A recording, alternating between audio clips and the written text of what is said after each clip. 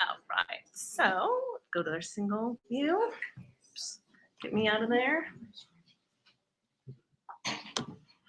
There we are. Okay. So my name's Emma. I'm the general manager of Biondivino, and I'm so excited to have you all here in honor of a visit from Mr. Robert Camuto. Okay. So my name's Emma. I'm the general manager. Ask us not to. I'm so excited to have you all here in honor of a visit. I should probably stand away from my there we own are. self. I realize Okay. Now that we're doing that, So my name's Emma. exactly. I'm gonna stand stand on the other side as well. Get me out of there. Of a And visit. also, so you guys aren't away from my there we own are. self. I realize. Okay. All right. Technical. One moment. I swear I figured this out. Let's pause for a second.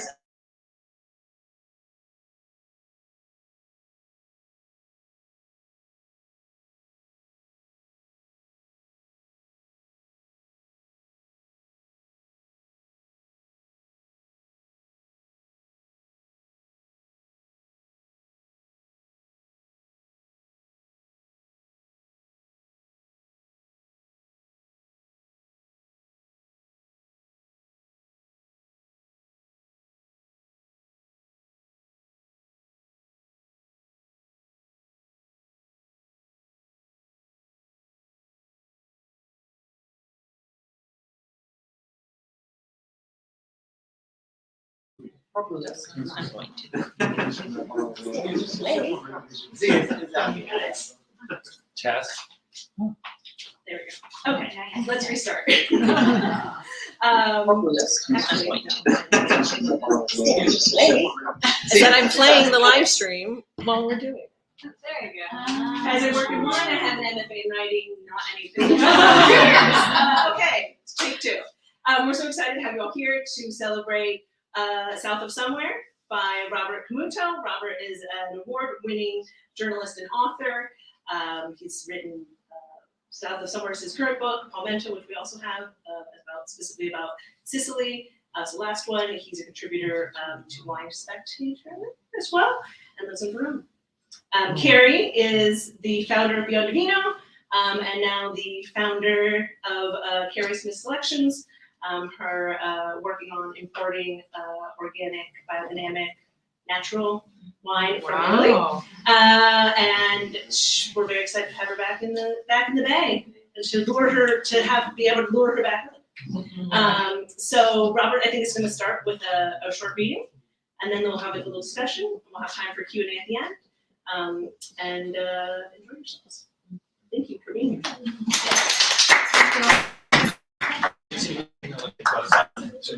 But I just want to say how lucky you are to have a shop like this. We are. We In know your it. town, very lucky. It's good on the back. You don't have to carry these bottles all over the place. But back in 1980, I lived about 3 blocks from here, actually. Wow. And, things have changed a lot. So See, had I opened, a little bit sooner, yeah. I would have known you probably. Yeah. In fact, I met my wife at Cafe Puccini. Oh, really? Yeah. Wow. Yeah. That's awesome. It's a little bit of trivia. Okay, so I was going to read a passage about something we both know and love, kind of crazy, eccentric character in Campania who makes Aglianico. His name is Luigi Tecce, who's just one of these people. I mean, I love this, interviewing these kind of Italian producers who, when they speak like poetry, sort of just kind of gushes out, And he's very eccentric, as you'll see, a natural producer who doesn't have a lot of use for the natural label, and it's just, very Which is the individualistic. best kind, actually. Yeah. Yeah, he follows his heart. Okay, so we'll get right into this then. Okay. As a young man, Luigi left his home to study at university in Naples for the simple motive of avoiding Italian military service. He studied economics and for 2 years became the personal assistant of an Italian legislator in Rome. When I was young, I had the illusion of change of the left, he said. But Italy won't change, ever. It's like Il Gattopardo. This was a reference to Sicily's emblematic 1958 novel, Giuseppe Tommaso di Lampedusa's The Leopard. Everything needs to change, so everything can stay the same. An election upset put his boss out of office, and Luigi returned to the family farm and tended to the livestock while his father cultivated corn and wheat and sold grapes from the small century-old vineyard. Then in 1997, the Tecce world was rocked by the sudden death of Luigi's father, who was only 58. My father was the center of our family economy, he said. My mother and my sisters and I depended on him. We had no money in the bank, but we needed to eat. Luigi, the eldest of 3 siblings, turned his attention to what his father had been doing, grape farming and selling fruit from his small vineyard. Eventually, he replanted the other vineyards that he bought from his cousins and began experimenting with making wine for himself and his friends. I didn't ask for money from the bank, he said. I didn't ask for money from the state. I didn't ask for money from anyone. I worked poco a poco. With a couple of dogs in tow, we walked to his younger vineyards, which he planted a few hundred yards down the road. As Luigi recounted how he'd become intrigued with the world of wines, and in 2001 enrolled in a sommelier course in Rome, where he tasted Barolos, Bulgaris, Bordeaux, and Burgundies. Up until then, the only wine Luigi had known was the potent, slightly sweet familial wines he had grown up with. The first time I tasted Pinot Noir, to me, it didn't even taste like wine. To me, it was like drinking dirty water. But as Luigi's palate broadened, he developed his own elegant ideals of what kind of wines he can make on his familial terroir. Here it's a particular version of the south of the mountains, he said. We have the alcohol of Puglia and the acidity of Trentino. His younger vineyard, which now produces his simpler wine, Satyricon, was regimented in rows of cordon-trained vines sloping down to the northwest and a horizon filled with a collection of peaks, locally known as Monte Tauro. This morning, the peaks came in and out of view as the sky churned brilliant blues, grays, and black. The first commercial wines were produced in 2003 vintage, including about 1,100 bottles of his Polifemo. On the back label of them, he put what he called a provocazione, a testament to the purity of his winemaking. The labels to this day read, selected yeasts, no. Enzymes, no. Malolactic bacteria, no. Added tannins, no. Deacidified, no. Clarified, no. Filtered, no. Gum arabic, no. My label upset people, but now this has become a fashion, Luigi said, venturing into another area of conflict. While he adheres to a method that most everyone considers natural, he abhors most natural winemakers and their wine. I hate the natural wine label. Defects don't make a wine natural. I always made wine for me and my friends, he shouted into the room. The world of natural wines fa schifo, it sucks. It makes me crazy, it's business. Luigi is also a thinker, but another seeming paradox, doesn't like intellectual wines. To him, work, the kind of hard work that tires a man to the bone, is the first requisite of winemaking. Not a label, a manifesto, or a concept. Intellectuality follows work, he told me perhaps 3 times that day. My first idea was to produce the best grapes possible. Intellectuality accompanied that, but it didn't make wine. I'm very critical of his intellectual sheet where work follows ideas, he said. Then he winced and spat out the rest of his thought, like all this natural wine biodynamic Steiner. On the way back up the road, Luigi took aim at another fantasy that disturbed him. Wine is a symbol of power, wealth, or class.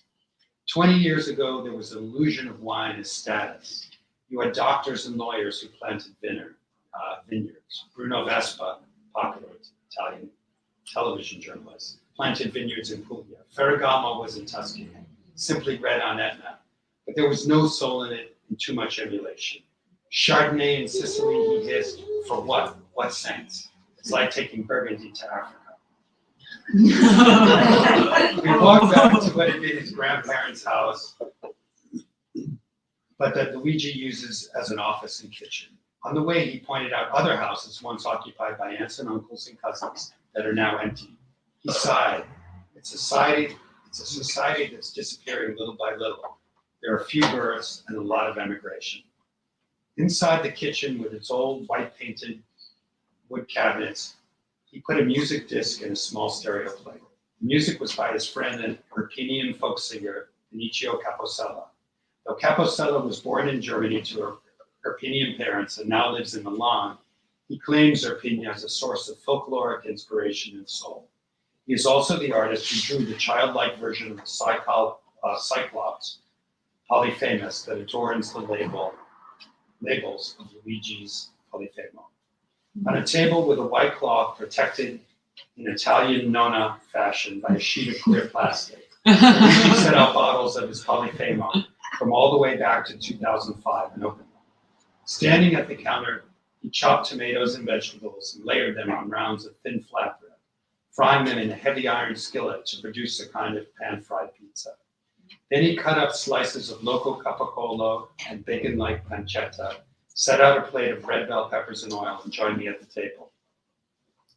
The aromas of the meat, the frying smoke, and the singed bread opened a hunger in me, and Luigi's wines were as expected, powerful with a kind of leathery rusticity that normally would make me envision a much different producer. Built like a vintage tractor, certainly not a dandy. But his wines, which also vary greatly from vintage to vintage, were also leavened by a rakish acidity and sense of eucalyptus. Aglianico is a wine of energy and light, not a heavy wine. That is the vision I followed, he said defiantly. Many terroirs have explosive power but don't last long in the mouth. As we drank more, he confided his inspiration. I always thought of Muhammad Ali. Dance, dance, dance. He was energy and light. Ali is for me one of the great men of the 20th century.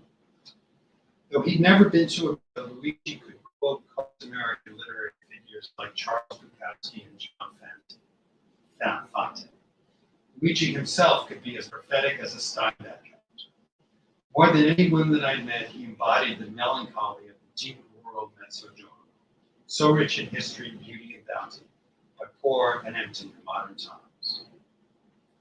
To make a great wine, you need terroir, vineyards and people, he said when we finished his antipasto. The south of Italy has grande terroirs, grande vineyards, and the sun and the air, but the people don't have enough pride. The difference between a contadino from Tuscany and a contadino from Umbria is that in Tuscany they are proud of their money and their past. He raised himself up from his chair. Here the contadini are shaken still.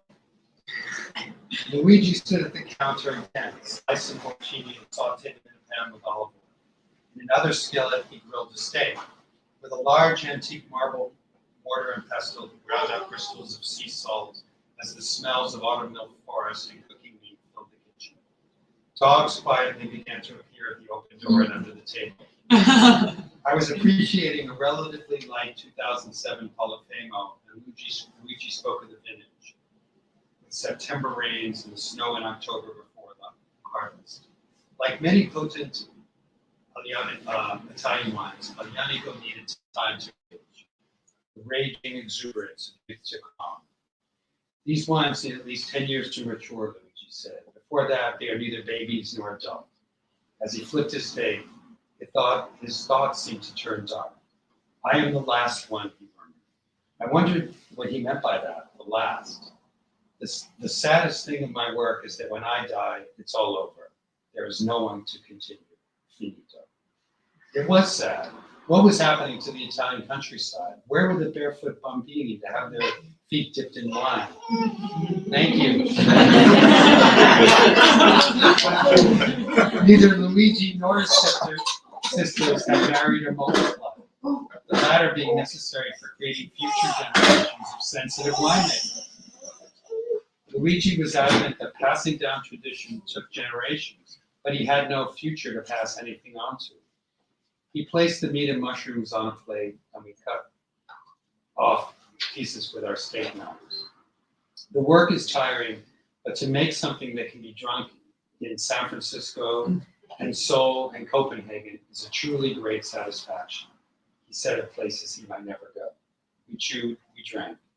If people didn't appreciate my wine, he said, and kindly set down his utensils. He drew his right index finger across his left wrist, and then his left index finger against the opposite wrist. I would slit my wrist. It was an awkward moment. How do you respond to that? I turned back to the wine, and he shared pieces of meat with the dogs. After we drank coffee, made it a stovetop mocha, and he smoked another hand-rolled cigarette, Luigi wanted to take a drive. The south of Italy has layers of history like a torta, he said, and he wanted to show me some of the local slices of that cake. But first, as we headed to his German station wagon, he confided, I hate to drive. Oh? I just don't like to be at the wheel of the car, he said. On another day, under different circumstances, I might have begged off getting in the passenger side. But from Tecce's winery's perch, the world now brilliant. The troubled sky of the morning had been replaced by a canvas of Vermeer blues, and I was sated by Cyclops wine. The only place I love to drive is Napoli. Another Tecce contradiction. Why would anyone choose to be at the wheel of Napoli? I wondered aloud. Because 500 years ago, Luigi responded, before the invention of the automobile, Napoli was the 4th largest city in the world. And so, therefore, he concluded, it makes no sense to follow traffic laws. So he was an anarchist, I surmise, like all the other drivers in this. He thrilled to the chaotic split seconds of decisions, the competition, the testing place. In Napoli, if you are aggressive, you will be respected, he explained. If you are careful, people pass you. And if you are a chicken, you will be eaten. It's very true. So, is that good? Yeah.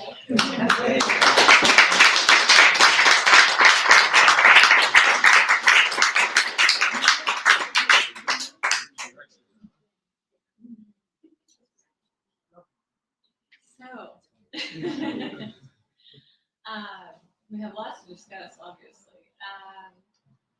Since your time being in Sicily when you're writing Palmento, and then going back to Sicily and seeing how things have changed, what were the biggest kind of things that you noticed were had changed from the last time you were there writing Palmento for this book? Yeah.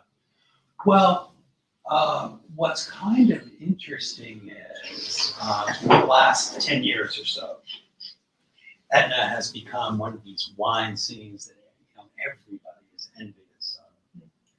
And, I think it became that really because it had the right people at the right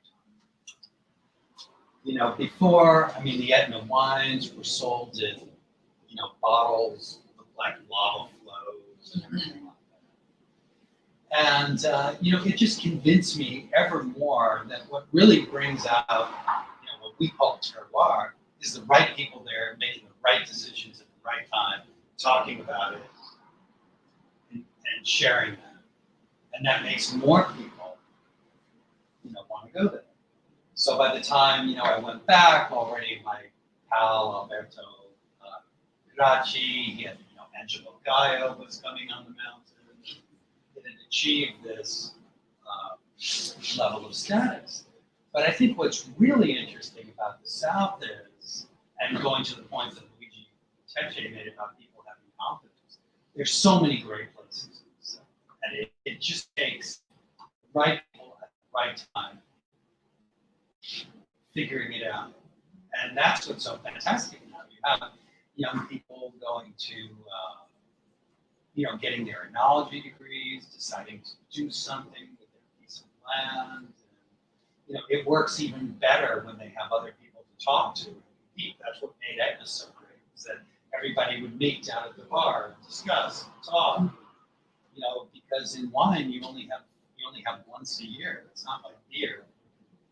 Experiment every day. So you really need that feedback, and you really need to create that scene, and that's what is something I really find exciting, and why I wanted to write a book about the greater South, and many of these places that I think have a much greater potential and are kind of in midstream now. Yeah.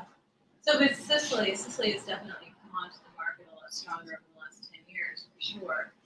And since you wrote Palmento, and I find it fascinating because there's always the influx of like the larger wineries coming in, and then after a certain amount of time, the smaller producers kind of say, well, I can obtain some land. And right now, Etna's kind of being gobbled up, and I kind of see it transforming as Montalcino did. And Montalcino back in the late 1800s, when it first kind of initiated, there wasn't very many producers of Brunello and Montalcino up until the 20s and 30s, and up until the 50s, it jumped extraordinarily in the amount of producers growing and producing wine there. And now we have over 300 producers. And Etna has kind of become that same way. But the difference is that I think there's communication between a lot of the winemakers on Etna amongst each other. They're not seeing each other as rivals, and not seeing, a Brunello producer might say, oh, well, of course you know so-and-so. Oh, I know him. But you live in this 7-mile, radius. I know him, but we don't talk. And in Etna, you have this camaraderie, and you have this kind of friendship, I think. There's not really this huge, there's a respective rivalry in a way. It's more like a competition in a way, but people also share a lot of information with each other, as well as what I've seen amongst the smaller producers coming out now and the larger producers. Well, there's one other thing too, and that is that Etna has a lot of small farms. And that's key in general in the Italian South, because many other countries experienced a lot more consolidation.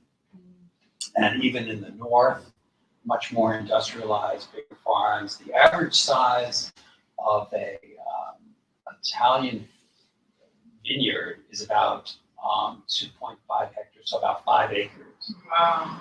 In France, I think it's closer to 25, and then in California, you just add a 0. So I think that part of that confusion, the inability to organize anything, saved it in some great way for today.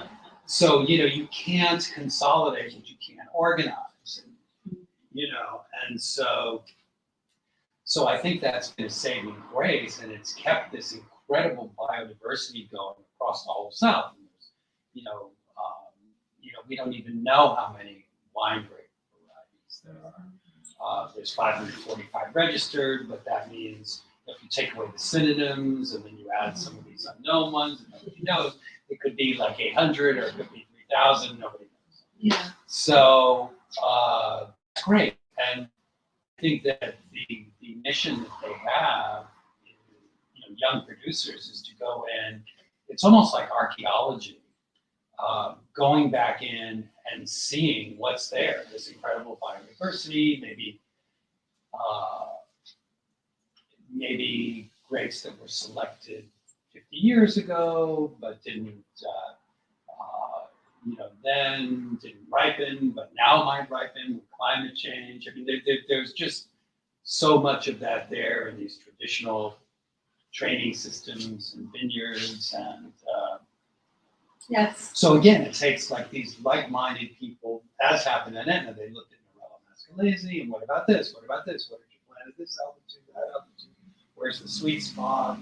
And they were already existing too. A lot of the wines in Etna are pre-phylloxera, so they're over 125 years. Anywhere average is a young vine there is 80 years old, and most vines are 100 plus years old, so a lot of people kind of came back. A lot of people left Sicily back to seek work, and go to the mainland, and then younger winemakers or people of the land decided, well, I have my backyard, I can utilize this, and I can start making wine from this.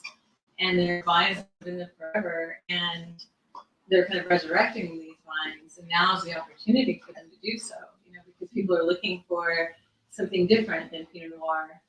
And Nerolo Mascalese is kind of a nice transition from a Pinot Noir drinker, because it is, lighter in body and color, and, the structure is there, and the ageability is there as well, and it's coming from old vines, so you have that texture and complexity, and it's a nice kind of transition for somebody who enjoys a lot of Pinot Noir and move into that. Another question that I wanted to ask. Oh, and I just want to say one more thing about one of the changes. What do you think of that? Was that in the book I talk about, Andrea Franchetti is crazy. He just passed away. Yeah, he just passed away. He grew up in like 1960s Rome, La Dolce Vita, quit high school at 16 to bicycle to Afghanistan. He didn't make it all the way. I said, when I asked him, why did you go to Afghanistan? He said, because all the hippies were going in. But he was, a key person there on Etna in the early days, because he had too much Trenoro, which he kind of stumbled into in Tuscany. His uncle was like Cy Twombly, he sold a Cy Twombly painting to buy this Trenoro, and then so he ends up in Etna. But one important thing that he pointed out was that now young people can stay on the mountain in the area, and they don't have to emigrate to, Milan or New York, or, to get work. So, there's work there. There's a wine culture. People are becoming psalms. They can work in Sicily, and that's great. Yeah, I honestly would put the wines of Etna up amongst the top great wines of Italy, like Barolo, Barbaresco, Sangiovese, Chianti, etc., and Aglianico, of course.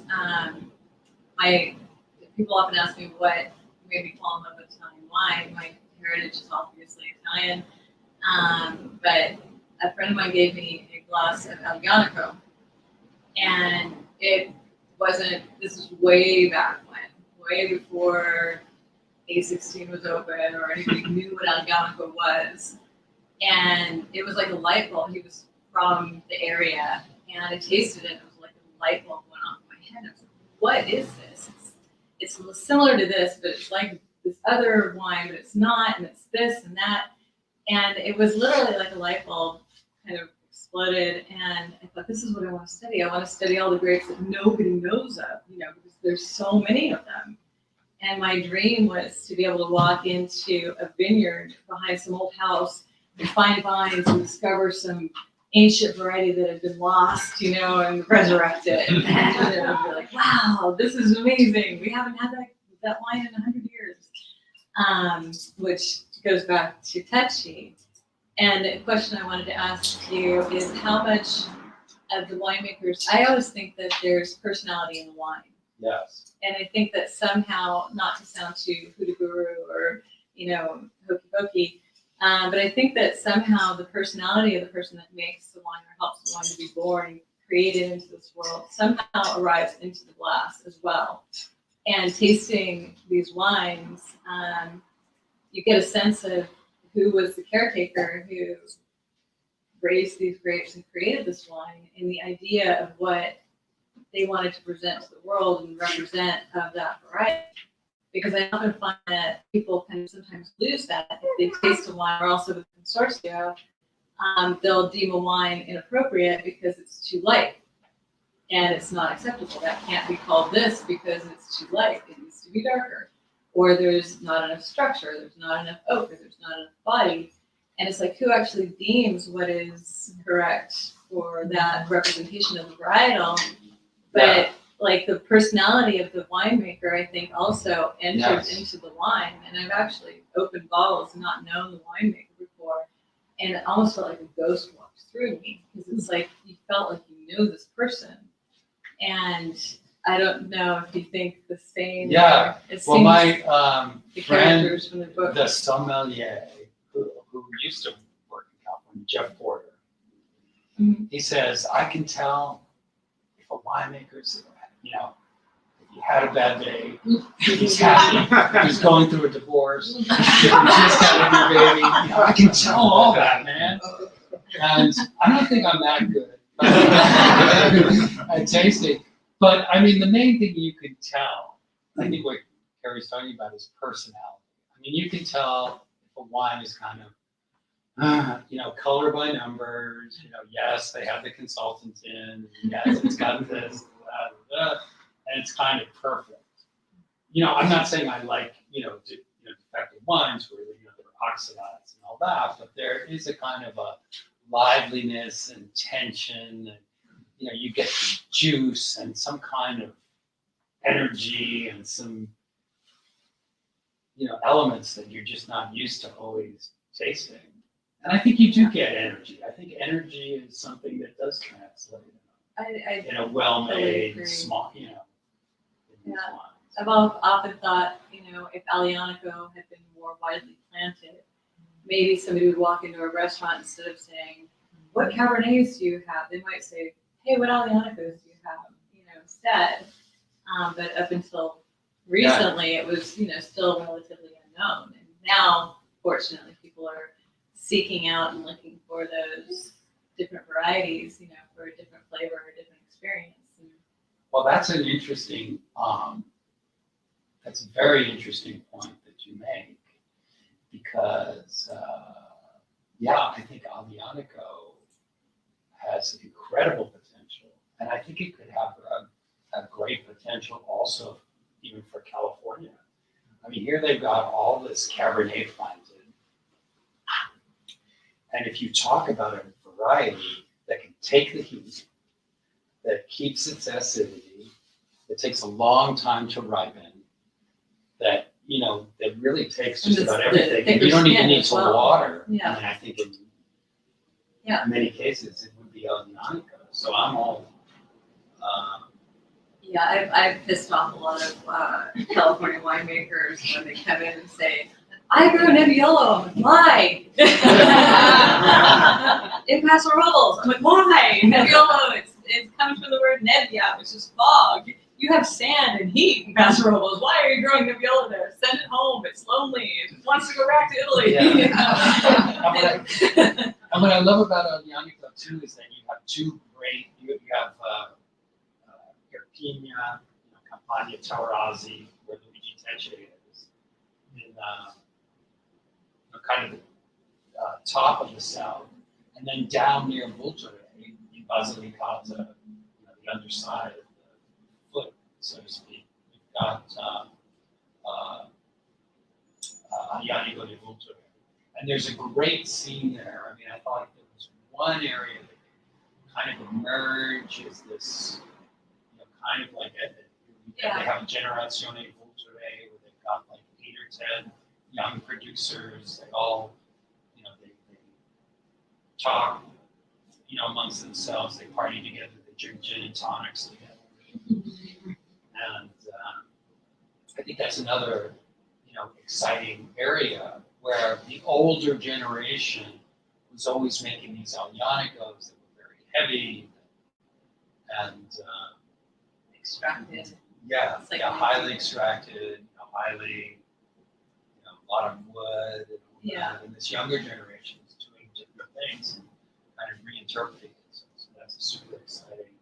You touched a little bit in your book about it was Aglianico was often called the Barolo of the South, and I'd always heard that, and I was like, this is nothing like Barolo.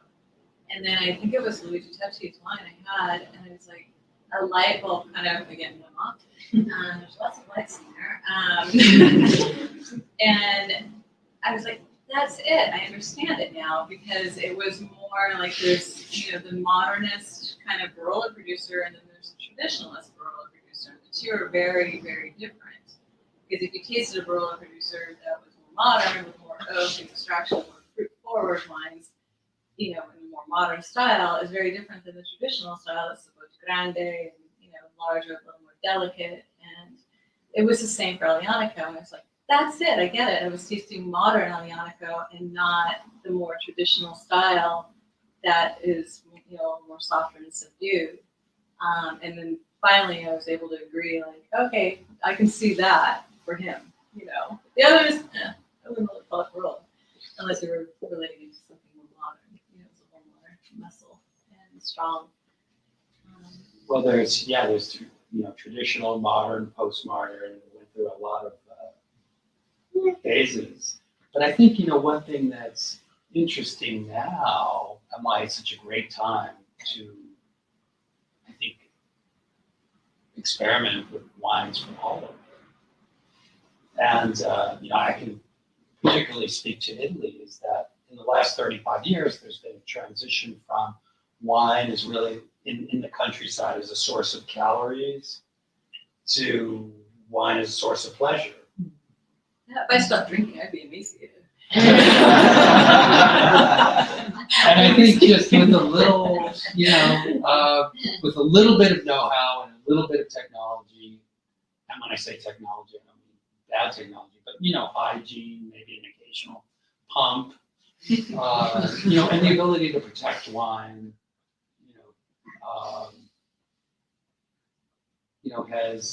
has really helped. And so, I think that, now is really a golden age for wine drinkers. I completely agree. Is there, since your time, again, back at Etna, have you seen a movement away from more larger industrialized wines to the more, for better, lack of a better word, minimal intervention or natural wine kind of movement? And also more consumers that are more open to the more minimal intervention kind of wine? Oh, absolutely. Yes, absolutely. And I think, look, most people like Luigi Tecce's family, they sold their grapes to the cooperative. So there's not necessarily a lot of, creativity there.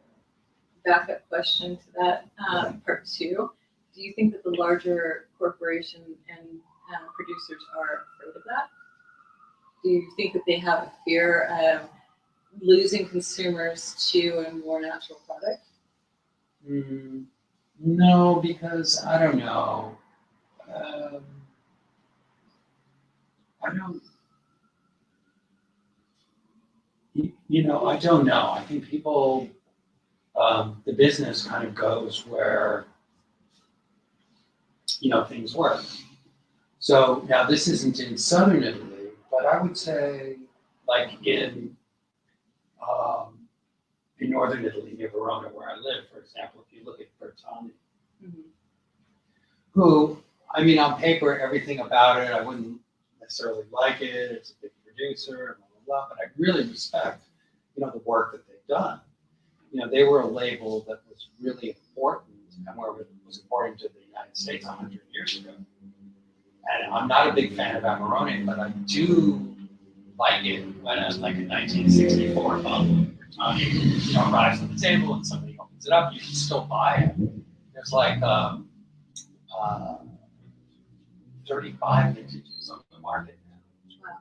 And that's kind of cool. And they went through, and they, in kind of looking at their DNA and rediscovering their DNA, they, they did things like renovating the old cement tanks from the 30s that had gone out of use. So I think even, some of these big realities, if they stay true to their, identity, can be great. Like another example might be in Sicily, the Cento Passi cooperative. There's some really good, decent cooperatives in Sicily, like Sette Soli, that was started by Diego Planeta. And Cento Passi, I love the story of that because that's a social project as well. It's a cooperative. It was founded by a Catholic priest and these local farmers. And what they've done there is they've seized the lands of mafia figures around Corleone and the western part of Sicily. And they have a Liberterra label. They make pasta. They make tomatoes, olive oil, and it's all from these confiscated lands, and they replant them, and it's done with a with a social aspect. Bringing the And it's culture not back a, it's not a tiny production, but it's wine that can be found in, for not too high prices that everybody can, afford and get into, and that serves its own. Yeah, it's really bringing the culture back to the land. Right. Get back to the people. Right. It seems. Yeah. Would we like to open it up to any questions from the audience? I have one from the internet. Clay? Oh, did you guys go? Mr. Bull? Oh, well, one thing that you mentioned in your book, Palmetto, Robert, was the mixture of locals and immigrants in the leadership of the wine scene. Two foremost of whom are Mark de Grazia and Frank Cornelissen. And their wines have certainly been here and really enjoyed. But they seem to be extraordinary. I don't know if there's a further flow of people coming from the outside to establish credibility in Sicily in particular, maybe in other regions, besides those two, like they have done. So I don't know if you see that being a continuous trend, or they might be just extraordinary unicorns or whatever you want to call them. No, I think Etna's had a continuous flow of people, from the outside. There's a Barolo producer, Davide Rosso. Davide Rosso. Yeah. And Anna Martinez. yeah, Oh yeah, I remember she was with them too. yeah. Mark de Grazia came from the U.S. and Frank Cornelissen came from Belgium. Belgium. Yeah, and Franchetti's ex-winemaker is from Denmark, and she's got her own label now. So I think that, but I think now it's like there's a confidence there that, people don't need to have somebody from the Piedmont tell them, how to do things. And just getting back to the last question of what Ceri was saying about like corporate wine. Look, I mean, a big winery can make it, I think, if they've got a vision and a winemaker, fine. I think what bothers me more is, and especially in the South, is these cookie cutter iconologists that go through because people don't know how to make wine and there's nobody in the family. So this person's going to come and so look at this character you're going to make Right. It's wine, not that it's the you're going personality. to do this, and it becomes a cookie cutter and a formula. So, The identity of what people think the grape should taste like, yeah, or the idea, like, well, it should taste like this. So therefore, I'm going to manipulate it to taste like this, rather than letting it have its own voice. I think.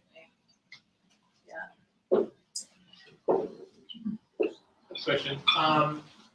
Climate change popped up a couple times in your discussion, and I remember this time story last July or something that in Vittoria it's like European record-breaking temperature of 120 something degrees, and last summer we had insanely hot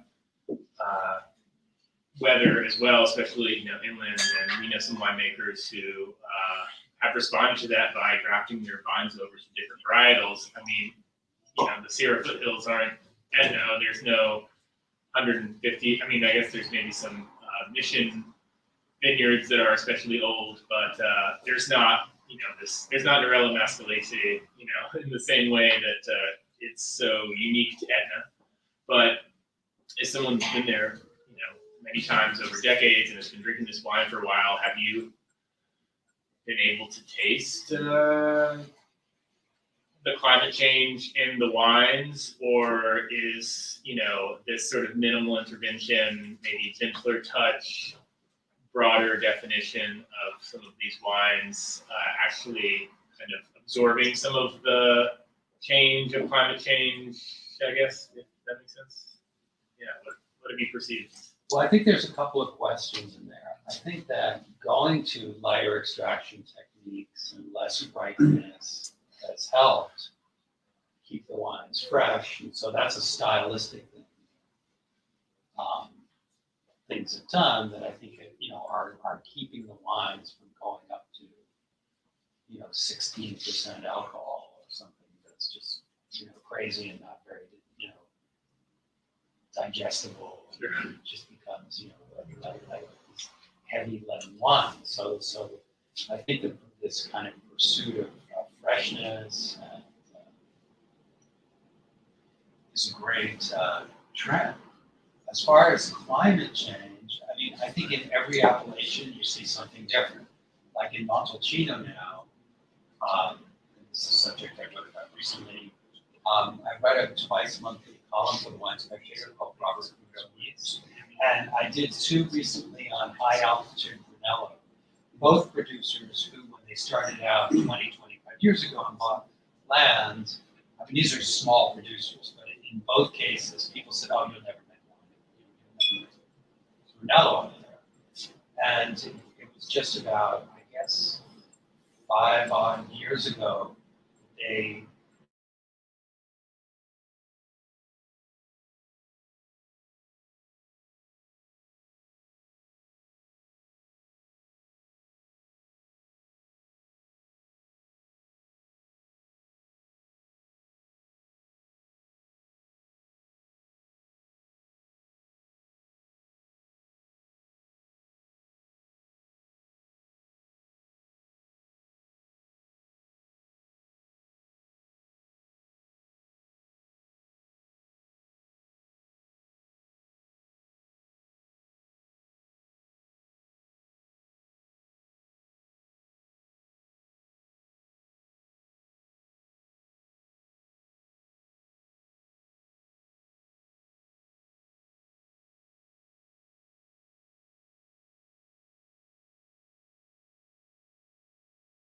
had some of these vines or clones, genetic stock that was rejected because it didn't ripen. Maybe now it can ripen and it's more adaptive. This is all these are all very slow. But an Aglianico, as you said, can take the sun, it can take the heat. So maybe it's the golden age for these formerly kind of overpowered wines that now are Yeah, I think wines that can keep they can keep their acidity with heat. And say, for example, like if you look at Vermentino, I know a number of producers they bring Vermentino in the clones from Corsica because that's the clone that stays fresh. And it's during the hot summer it keeps its freshness. That's the other thing too is like the role of the sea. How a lot of the vines, especially in Sicily and elsewhere, are very much affected by the sea, and you get the sea winds, which keeps it cool, and the cool mountain air pushing down from the mountain range behind it. So you have this kind of dichotomy hitting, and that also keeps a lot of the areas fresh. Especially like Umbria, and also on Etna, and in Lombardia as well. You get this kind of contrast between the freshness of the sea and the heat and the Even the Amalfi coast. I know it's yeah. I mean, vineyards there. I just love. My mother's family, as I write about in the book, is from the opposite side of the Sorrento Peninsula, a little town called Vico Equense, which I think now, when I went first there in 1968, San Francisco resident, I call that my summer of love. It was a little bit different than San Francisco. It was more pizza, pasta, gelato. And there was one restaurant there. Now I've read in the Italian press that it has more Michelin stars per capita than any place in Italy. But on the other side, the Amalfi coast is fascinating because that's like these terraces of dolomitic rock with this, Vesuvius splashed some dust on there, and those very limited soils and these terraces that just go up like this are, fantastic. And there they don't even have the possibility to harvest different grapes together. I mean, if you go into the vineyard, you just got to pick up everything that's there. But I think the wines are great. They have a lot of soul. And you can, to Carrie's point about the sea, I mean, they have a nice, salty sea kind of quality to them. And that's one place, there's been a couple of chefs, Cutaia in Sicily calls it Marwar, which I believe, because when you're standing in the vineyard there and you look out, you only see blue. You don't see any green or, that's all you see is the blue of the sea and the blue of the sky.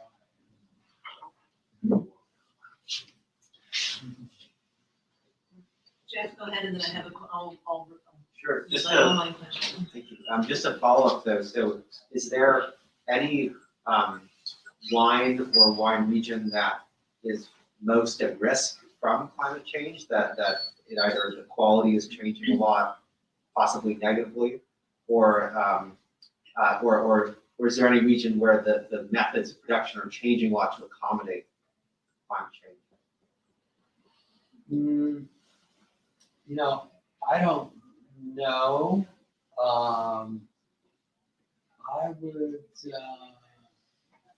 I would think it would be more some of the areas that are more the flat valley lands, that have lower quality growing terroir anyway, that they might be the most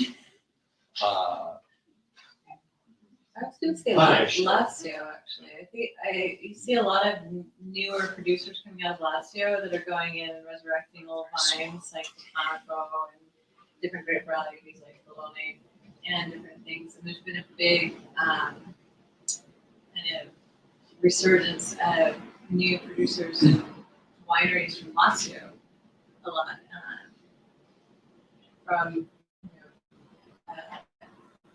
Marco and different people are going back there and kind of reclaiming that land and kind of reworking that. And I think that's kind of an area that I've seen is probably benefited in a sense, maybe, or I don't know what you think. Well, I think that there's a lot of, to me, Marco it seems like Carpenetti, I love his wines. I love the character. I think he's a really interesting person. And in the chapter on Lazio, I write about two or three producers. But what's interesting about Lazio is it's Rome. So Romans have this attitude of, for the last 2,000 years, we can get whatever we want. We're the global power, we're the center of the world. Why would we drink wine from Lazio? It's ridiculous. So they had all this, the wine that was there was just bulk wine to go into trattoria and everything like this. And that's been the problem with, Marco Carpenetti, like resurrecting some of these old. there's newer varietals. producers like Cotu Bacanello who's going in, Joy Kroll, who's an American woman who's making wine there, and from Lacoste. Yeah. But there seems to be a lot of people going in and kind of seeking out and kind of taking that land, and I don't know if it's because it's affordable and it's been abandoned, or if it's because they're searching out for something new, or it seems to be like I see trends that happen in Italy, especially like all of a sudden everything from Valdosta is hot. Everybody wants Valdosta wines, or Etna. Everybody's grabbing Etna wines. And lately, Emilia Romagna, Lambrusco finally had its day. I've been wanting to do an all Lambrusco wine list for, 10 years or something, and now Lambrusco is like the hot thing. And so Emilia is having its day now, and it's kind of like you follow it, and it seems like Lazio is coming in strong. I think Ultra Popovesi is waiting for its turn. And these are areas that generally were kind of regarded as bulk wine, in the past, or kind of just disregarded anyway, kind of like, well, ultra bulk, who cares? But now there's smaller producers that are coming in, and they're actually making really great quality wines there. And I think it's really fascinating, because that's when you see this reintroduction of old varieties and different flavor profiles and different styles, which is the beauty of Italy, because there's 20 regions and so many different wines and producers and ideas and mentalities that you can never go forward with Italian wine. It's my thought. Yeah. Well, to focus on innovation and inventiveness. And I heard it from a wine expert here in the Bay Area that if you go to France, and of course you write about wines and your pastor, you try to make the same wine in some of the best vintages. You're trying to replicate what happened in the best vintages and get back to that each year. In Italy, it's like, let's go in new directions to make something entirely different and better. It's not just trying to copy something in the past. I think Chris had a question, and then I will respect my internet watcher's question, and then I think we'll go back to a more freeform mingle situation. Mr. Erickson. I'm sorry to keep everyone from freeform mingling. Question for both of you. What is it that you think causes an appellation or a region to catalyze, right, in the way that Etna has? Like, you contrast it with, I don't know if you guys would agree with this analogy, but I'll attempt it. Abruzzo, right, where you had 2, maybe 3 producers for decades that were respected. That was it. No one else seemed to want to put in the effort. Changing now, right? Yeah. And so why? Why Etna? Why is it exploded? Why is there so much focus there? I mean, we know why. It's great. And the wines are world class now. But why is that not happening elsewhere in the South? It's not to the same degree. Well, I think first of all, Etna was a small area that had a lot of people, a lot of input, as I was saying before, the right people at the right time. Abruzzo is a massive area that, is either the mode, like multiple channels Abruzzo. I think it's got the most incredible potential, one of them. Along with Lazio, I think there's a lot of areas of central Italy also that have great potential. But I think Abruzzo has, forever you had great, one of the most renowned red wine producers of Italy, Emidio Pepe. You had Valentini making these incredible white wines, and then everything else was zero. I mean, how can that be? But I think there was just too much of it made, and it sat on the bottom of these supermarket shelves. The rest of it, multiple channel Abruzzo and Chianti are like alternate between being the highest production supermarket wines, and you have big cooperatives trying to do that out. They were working for volume, not for quality, and I think it's a little easier to work for quality in a smaller reality than it is when you've got to first step is we've got to move all this volume. It's change. It becomes difficult. Yeah, to your point earlier about the size of the farms, right? Yeah. I think there's more individualism also in Etna, as a person or as a winemaker as well, rather than maybe elsewhere. It seems to be more like a new frontier in a way, or people coming back and recapturing their family's heritage, and starting production again in their family's vineyards, and starting a new road. Less so in Abruzzo and Monte or Lazio or elsewhere, I think. And I think that's that's a place where basically a lot of the vines were abandoned. Which is another question I was going Yeah. say about Campania. I'm sure that there's probably plenty of beautiful vineyards that have been abandoned in Campania or Molise, which nobody ever talks about. Molise, Yeah. Or Basilicata or Calabria as well, and Puglia is another area that we didn't touch on. And to me, those are kind of the two other regions that are probably going to see a lot of change in Puglia and Calabria. Because the Pugliese before were very similar to the Alemannico with the big juicy rich, right? Boom, out of wines, and now they're a lot more delicate. People are going into different mentality and approaching the production in that kind of way. Especially I think Calabria is really kind of a overlooked kind of gem a lot of times, which you wouldn't really think of. But I think newer people are going in.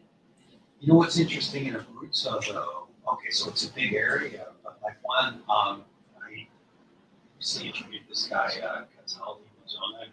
He's a philosophy professor who says he's the king of the crazies. He was diagnosed bipolar 25 years ago, and he needs that to make a great wine. A real character. But he was the first one to put pecorino on the bottle. And that's kind of interesting, is that in a big area, you can have this little kind of side niche. People go, oh, there's this white grape, it's called pecorino, blah, blah, blah. And that's really boomed and may ultimately bring everything else along because, people are talking on the side of what do we do with this grape, how do we do it, blah, blah, blah, blah. Because it was for them, it was a real puzzle. How do we deal with this? And it was like a huge challenge. It had too much of everything. And I remember he said, look, the first year I made lemon soda. It was awful, So I think those sometimes side projects can help the other. And then, like as Ceri was saying about Puglia, you've got that Mandaria plain. You've got a lot of wines baking out there. And then the least valued wines were from Gioia del Colle, which I think is the more interesting. Yeah, have more potential. Yeah, they have a lot more potential, but A lot more elegance. yeah, and one of the characters in my book, she was saying they decided to put wine in a bottle when the Swiss importers that they were producing their wine, they got a bottle of this and they saw that it was selling for like the equivalent of $12. And wow, what a fortune! So yeah, it's all about discovering these new areas, and I think that gets back to the other question about climate. Another area about that I was thinking about is like in Western Sicily, you have all that Grillo that was planted for Marsala that was meant to be kind of oxidized. That's what are they going to do with that? It's like Roussillon in France. There's Aldoviola and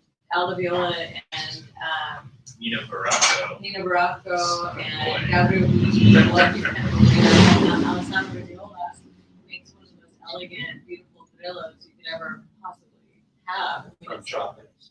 Floral and delicate, light, Yeah. and salty, and the salinity is lovely.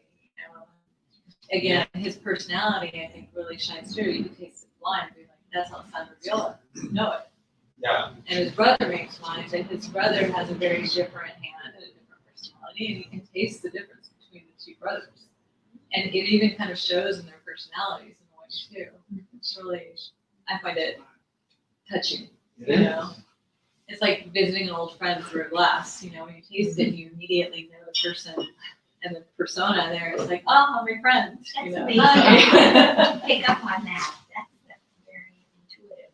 Yeah, it's like, I don't know. You can sense it. One final question that zooms out a little bit from the book, and I'll frame it in a way that's maybe also more applicable. So someone online was curious, Robert, I think you've written about this, that in the last, year or two, you lost your sense of smell and taste due to COVID. COVID. Yeah. And so then, so the question was, or the comment was, where you going to speak about that, but I think also curious, like how, obviously that's a very physical relationship with wine, but I'm curious how that experience affected the way that you enjoy or weren't able to enjoy wine, and then also outside of that very hopefully limited portion of time, Yeah. what was changed for you, Yeah. recently, Well, how you enjoy your wine. it was actually a great experience. It was December 15th, and for Christmas, I was going from Italy to France. My wife was from there. And then, took the test and kind of, oh my gosh.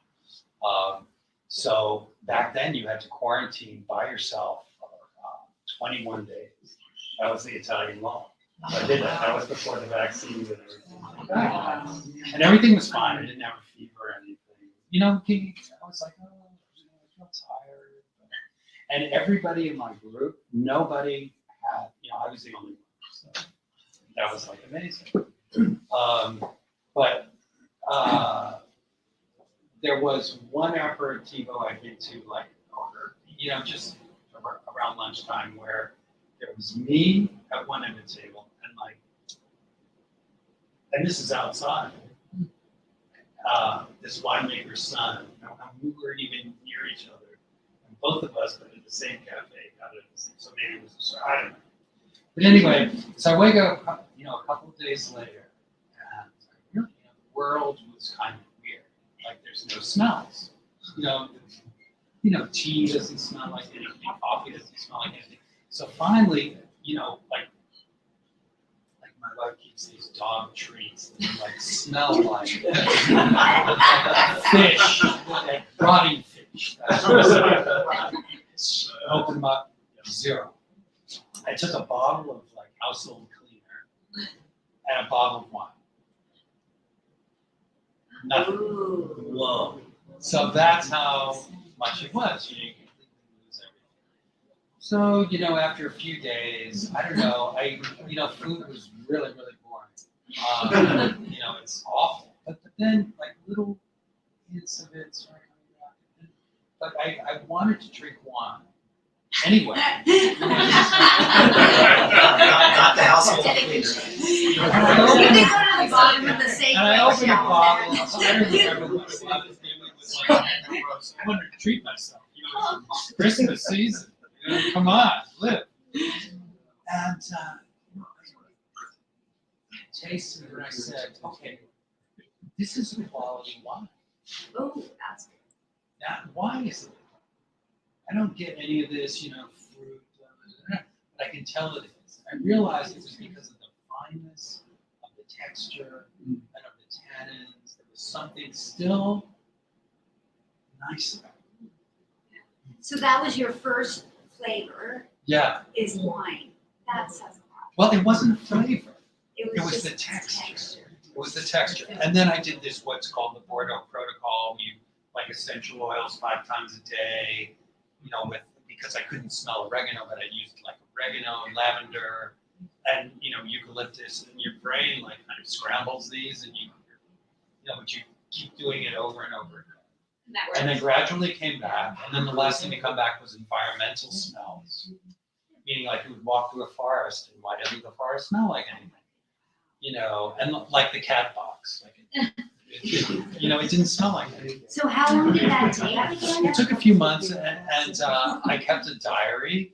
So it was really interesting, to see what came back when and all that. And then last summer, when I was in Burgundy, back to the wine angle, there's a wine educator in Burgundy by the name of Jacques Rigaud, who has been promoting for years what he calls geosensorial tasting. And his idea is that where terroir really translates is in the texture of wine. And that back in the day, people never did all this. And, they when they bought wine, it was in those little taste events. They looked at the color and they, first really tasted it. So I think after that experience, I'm kind of a little bit now more experience the texture of it first, and then go into making smelling it. You know, a lot of this, okay, you know, raspberry, blueberry, kind of, derailed that. And it was really interesting doing a Burgundy tasting where they have all those micro parcels, and really tasting the different stoniness of the soils, and clays, and in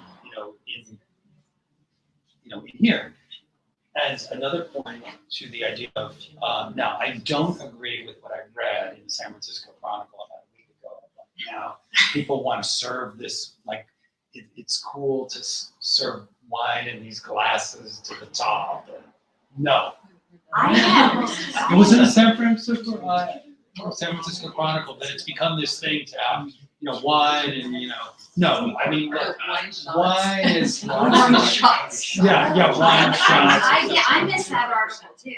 But I do think there's a lot to be said about, experiencing the texture first. And, I think that it's really modern winemaking that is geared towards, this idea of aromas and this, preserving those. That's a relatively modern thing, that's come with steel tanks, refrigeration.